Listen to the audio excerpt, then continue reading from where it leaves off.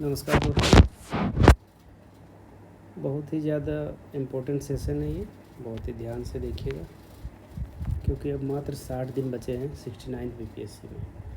और इन 60 दिनों में अगर अब तक की तैयारी ठीक ठाक नहीं चल रही है तो हम कैसे इन 60 दिनों में अपने प्रीलिम्स क्लियर करने के लिए अपने आप को तैयार कर सकते हैं, उसके लिए बहुत ही ज़रूरी एक स्ट्रेटजी लेके आया हूँ मैं। अगर आप पहले से कोई स्ट्रेटजी फॉलो कर रहे हैं और वो आपके लिए अच्छा काम कर रही है तो कृपया उसी को फॉलो करते रहें। और जिन लोगों को ये परेशानी हो रही है कहाँ से करें, कब करें, कैसे करें, टाइम कम है, ये समझ नहीं पा रहे हैं, तो इस वीडियो को शुरू से अंत तक देखेंगे।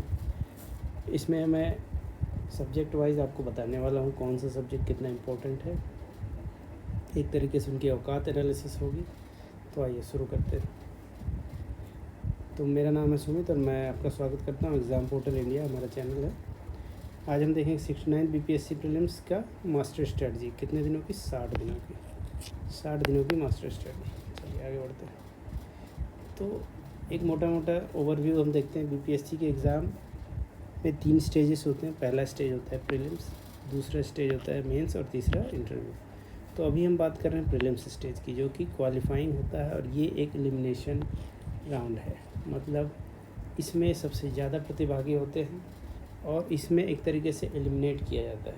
इसमें सेलेक्ट नहीं किया जाता है, एलिमिनेट किया जाता है, छांटा जाता है बच्चों को, जितने ज़्यादा से ज़्यादा छांट सकें। और इसमें से जो बचते हैं उनका फर्दर आगे और फिल्ट्रेशन किया जाता है, फ़िल्टर करके निकाला जाता है मेंस में। इसके बारे में हम दूसरी वीडियो में बात करेंगे।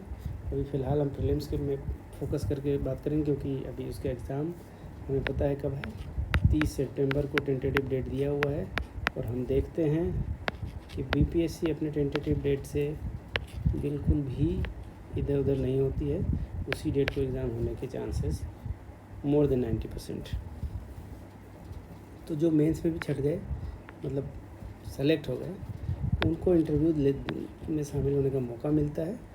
और फिर वो इंटरव्यू में बेशक बहुत ही कम मार्क्स का है, पर ये बहुत ही इम्पोर्टेंट है। इसमें एक एक मार्क्स बहुत ही इम्पोर्टेंट होता है और इसमें जितने मार्क्स ज़्यादा उठा पाएँ, और मेंस और इंटरव्यू दोनों के मार्क्स को मिला के फिर मेरिट बनती है और उसी के आधार पर आपको पोस्ट का सिलेक्शन होता है। तो चलिए शुरू करते हैं हम अपने 60 दिन की स्ट्रेटजी पे। प्रीलिम्स 150 मार्क्स का होता है और 150 ही क्वेश्चन होते हैं। 150 क्वेश्चन होते हैं इसमें, और जिसमें कि 68 से इसमें एक नया बदलाव आया है। इसमें अब नेगेटिव मार्किंग है। नेगेटिव मार्किंग कितना है? तो -1/4 आपको मिलेगा एक क्वेश्चन गलत करने पे।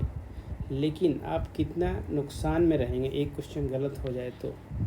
एक क्वेश्चन अगर सही हो जाए तो आपको कितना नंबर मिलेगा? 1 नंबर। गलत हो जाए तो अगर ये सही नहीं हुआ आपका तो ये 1 नंबर तो नहीं ही मिलेगा और आपको -1.4 और मिलेगा, 1/4। मतलब आपको टोटल नुकसान जो होने वाला है वो -1.25 मार्क्स का नुकसान होगा एक क्वेश्चन के गलत होने पे। तो इस बात को ज़रूर ध्यान में रखेंगे। चलिए आगे बढ़ते हैं। तो अब ये सब्जेक्ट का औकात एनालिसिस से शुरू करेंगे हम। 60 दिन में हमें चूँकि जो सबसे ज़्यादा ज़रूरी है, सबसे ख़ास सब्जेक्ट है, बस उन्हीं पर फोकस करना चाहिए क्योंकि हमारे पास इतना समय नहीं है।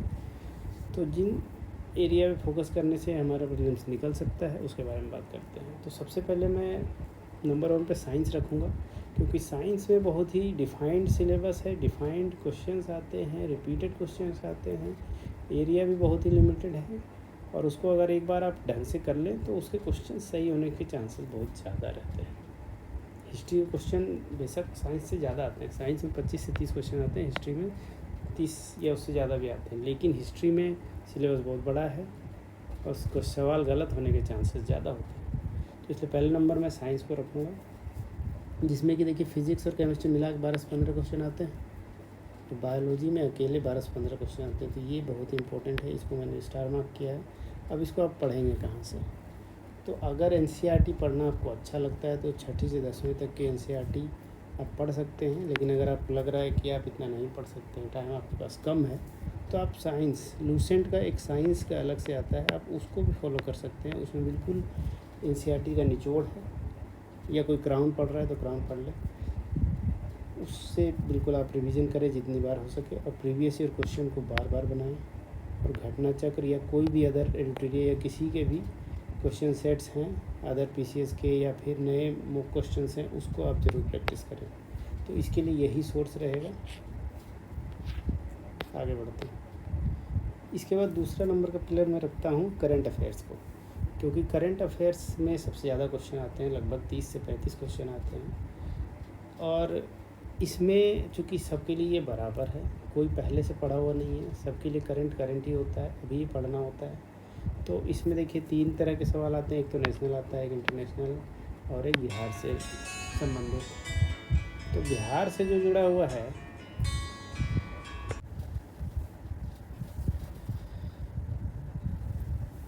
तो करंट अफेयर्स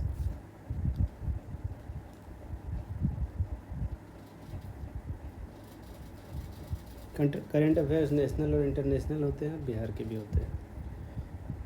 तो लेकिन इसके लिए ज़्यादा घबराने की ज़रूरत नहीं है, हम बहुत ज़्यादा इसमें कुछ करेंगे नहीं, लिमिटेड रिसोर्स फॉलो करेंगे।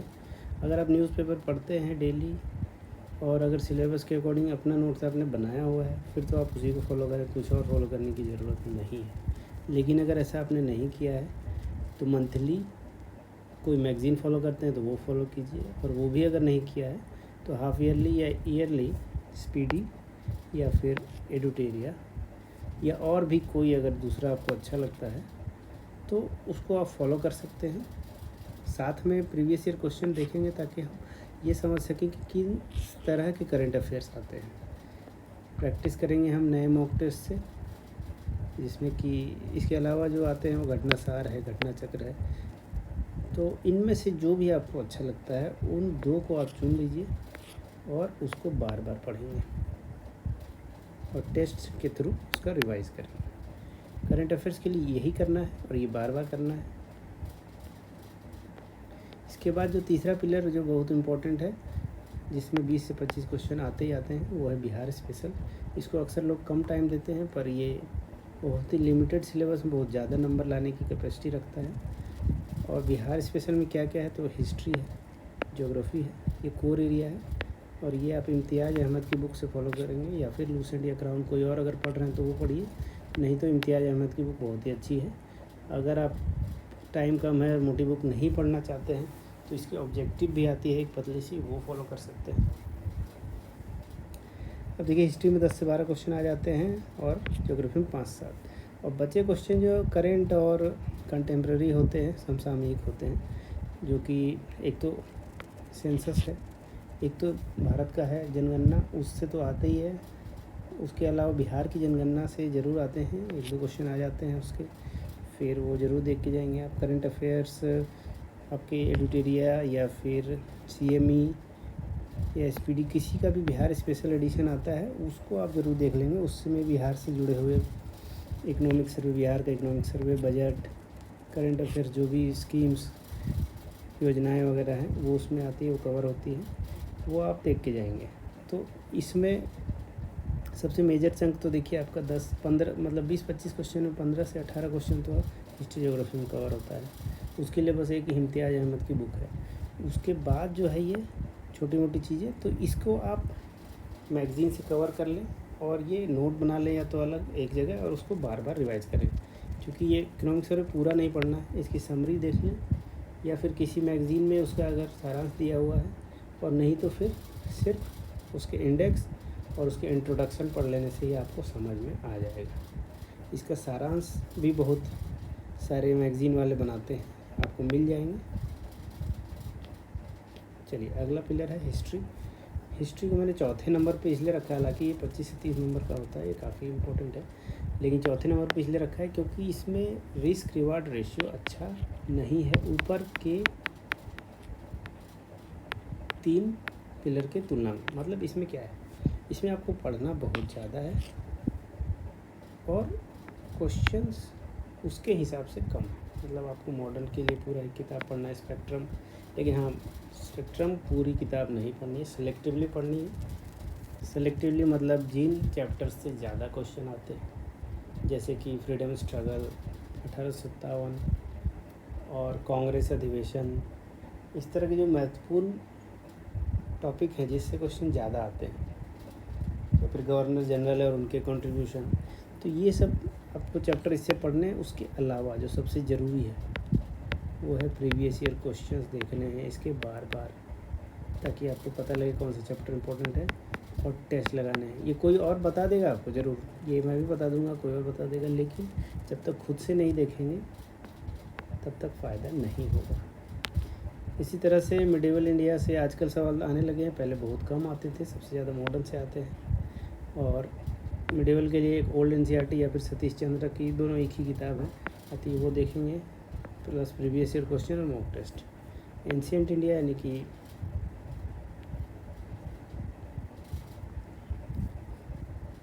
एंशिएंट इंडिया यानी कि इतिहास जो है मध्यकालीन और प्राचीन इतिहास के लिए आप क्या देखें, आर एस शर्मा की किताब ओल्ड एनसीईआरटी। इसमें प्रीवियस ईयर क्वेश्चन का भी बहुत अहम रोल रहेगा। इसमें बहुत ज़्यादा चैप्टर्स नहीं हैं, जैसे देखिए मिडिवल इंडिया में मुग़ल है, मुग़ल के एडमिनिस्ट्रेशन और आर्ट एंड कल्चर। इसके अलावा सल्तनत काल के समय जो भी एडमिनिस्ट्रेशन थी और जो भी आर्ट एंड कल्चर का डेवलपमेंट हुआ। उसके अलावा एक विजयनगर किंगडम है। ये कुछ खास हैं। साउथ इंडिया में चोल, चेर, पांड्य, पाल वंश बहुत इम्पोर्टेंट है, चूँकि बिहार में पाल वंश का बहुत ही महत्वपूर्ण कंट्रीब्यूशन रहा है। और एंशिएंट इंडिया में आप, चूँकि मगध बिहार से ही जुड़ा हुआ है, तो ये बहुत ही इम्पोर्टेंट हो जाता है।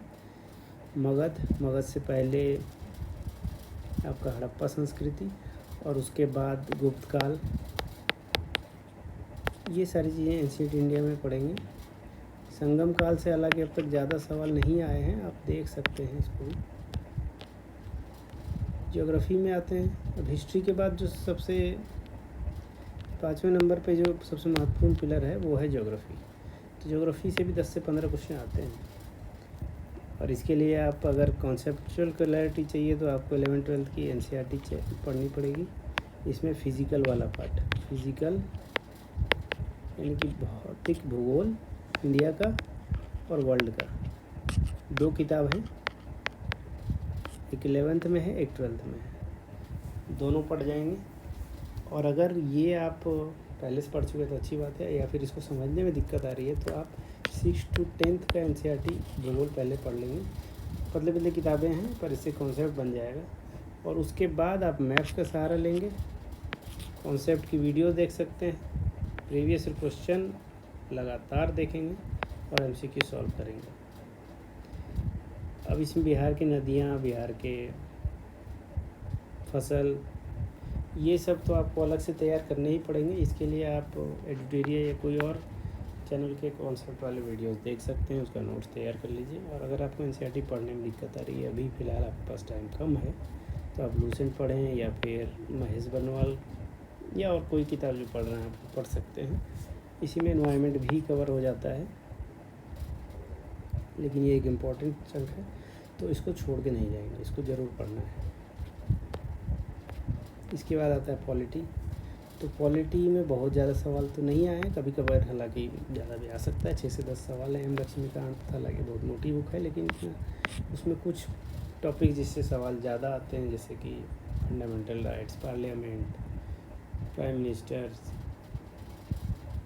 प्रेसिडेंट, ऐसे कुछ आर्टिकल जो बार बार पूछे जाते हैं, उनको इससे कर लेंगे। उसके अलावा घटना चक्र में जो previous year questions plus other PCS और दूसरे गवर्नमेंट एग्ज़ाम के क्वेश्चंस दिए हुए हैं, उसको वहाँ से आप प्रैक्टिस कीजिए और उससे कॉन्सेप्ट बनाइए अपना, और ज़्यादा से ज़्यादा प्रैक्टिस कीजिए। एम लक्ष्मीकांत को सिलेक्टिवली पढ़िए। इसके बाद इकोनॉमी है। इकोनॉमी में भी बहुत कम क्वेश्चन आते हैं। ये तो इसमें कोई किताब तो आपको नहीं कहूँगा, क्योंकि रमेश सिंह की किताब बहुत मोटी हो जाती है। और अगर इसके कॉन्सेप्ट आपको समझना है तो मृणाल सर हैं, मृणाल पटेल, उनकी वीडियो आप यूट्यूब पर देख सकते हैं। टॉपिक मैंने लिखे हैं नीचे, इन टॉपिक्स को या फिर जो भी प्रीवियस ईयर क्वेश्चन में आपको टॉपिक दिखें जो आपको समझ में ना आए, वो सर्च करके मृणाल पटेल के चैनल पे आप देख सकते हैं। जैसे मॉनेटरी पॉलिसी कमेटी क्या है, फिजिकल पॉलिसी क्या है, ओपन मार्केट ऑपरेशन क्या होता है, बैलेंस ऑफ पेमेंट क्या होता है, बैंकिंग के टर्म्स जैसे कि बैंक रेट, रेपो रेट, ये सब एक पिलर ही है उनका बैंकिंग, मनी एंड बैंकिंग का, वो पिलर पूरा देख सकते हैं। इसमें कॉन्सेप्ट बहुत हैं, पर एक बार आप देख लेंगे तो सब समझ में आ जाएगा। उसके अलावा इसके प्रीवियस ईयर क्वेश्चन देखेंगे आप। इसके अलावा ज़्यादा इसमें कुछ करने की ज़रूरत नहीं है, और जो भी इकोनॉमिक सर्वर बजट है वो ऑलरेडी हम करंट कवर कर चुके हैं, तो इकोनॉमी में ज़्यादा कुछ बचता नहीं। प्रैक्टिस करें ज़्यादा से ज़्यादा, अंत में यही कहूँगा मैं, ज़्यादा से ज़्यादा क्वेश्चन प्रैक्टिस करें, ज़्यादा से ज़्यादा रिवाइज़ करें, और जो भी आपको अपनी तैयारी में कमी लगे, जो क्वेश्चंस नहीं बन पा रहे हैं, उनके टॉपिक नोट करें और उसको फिर से रिवाइज़ करें उन्हीं सोर्स से जिसको आपने पहले पढ़ा, रिवाइज़ री-रिवाइज़। ठीक है। अब टाइम कितना देना है, तो देखिए जितना जिसकी औकात है उसको उतना ही टाइम देना है। साइंस में मैं कहूँगा 8 दिन, यानी कि सबसे इम्पोर्टेंट में से है पहले 4, तो इन चारों को बराबर टाइम 8-8 दिन दे सकते हैं। इस साइंस को, करंट को, हिस्ट्री को, जैसे मॉडर्न को 4 दिन दे दिया, मिडिवल को 2 और एंशिएंट को 2, बिहार स्पेशल को भी 8 दिन। अब इसमें मैंने एक सब्जेक्ट लेके बनाया है, आप हो सकता है 2 सब्जेक्ट एक साथ लेके चलेंगे तो उसके अकॉर्डिंग आप टाइम एडजस्ट कर सकते हैं। भूगोल को भी 8 दिन, चूँकि इसमें कॉन्सेप्ट्स हैं, और एक बार कॉन्सेप्ट समझ गए तो इसमें 8 में से 10 क्वेश्चन अगर पूछे जाते हैं, 5 से 6 आप बना ही लेंगे। तो इसको बिहार का और भारत का भौतिक भूगोल ज़रूर देख लेंगे अच्छे से, इसके लिए भी 8 दिन। फिर पॉलिटी के लिए 6 दिन, इसमें काफ़ी रहेगा। इसमें बहुत ही, अगर एक बार आप ढंग से पढ़ लें तो पॉलिटी के सवाल गलत नहीं होते हैं और क्वेश्चन रिपीट भी होते हैं। इकोनॉमिक और मिसलेनियस में 6 दिन। ठीक है। इसके अलावा ये टोटल 45 दिन हो जाते हैं, और जब 1 महीना हो जाए आपके पढ़ते पढ़ते, मतलब 1 महीने में आप लगभग यहाँ तक कवर कर चुके होंगे, साइंस, करंट, हिस्ट्री, बिहार और ज्योग्राफी, तो फिर आपके पास सफिशिएंट तैयारी आपकी हो चुकी रहेगी। तो हर 2 दिन पे एक टेस्ट 100 क्वेश्चन का, या फिर हर दिन 50 MCQ आप करना शुरू कर दें। अंत के लिए वेट ना करें, और आखिरी 1 महीने में लगातार टेस्ट देंगे। 45 दिन में ये आपका शेड्यूल ख़त्म हो जाएगा। उसके बाद आप बार बार टेस्ट देंगे, और जो भी टॉपिक में आपको दिक्कत लग रही है वो आपसे बार बार रिवाइज़ करेंगे, ज़्यादा से ज़्यादा PYQ MCQ सॉल्व करेंगे, अपने वीक एरिया को आइडेंटिफाई करेंगे, और उसको फिर से उस टॉपिक को रिवाइज़ करेंगे, और 1 या 2 दिन पहले तैयारी बिल्कुल रोक देंगे। आपको जहाँ जाना है वहाँ 1 दिन पहले पहुँचिए सेंटर वाली जगह पे, और आखिरी दिन आराम कीजिए, और 30 तारीख को रिलैक्स माइंड से जाइए। All the very best.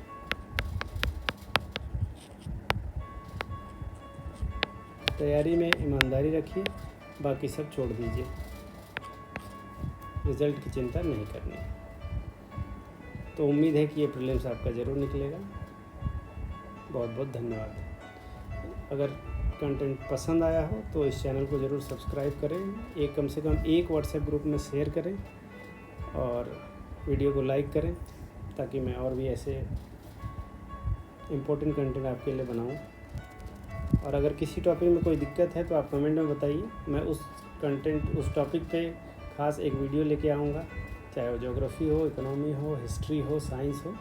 आप ज़रूर कमेंट करके बताएं। धन्यवाद।